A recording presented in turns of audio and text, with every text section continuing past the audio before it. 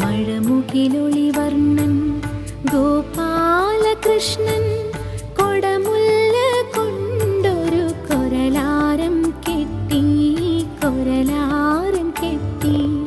ഒഴുകിയിടും നാട്ടിൻ്റെ കൽപ്പടവിൽ ചാരി ഒരു കൊച്ചു സ്വപ്നത്തെ തഴുകിയിരുന്നു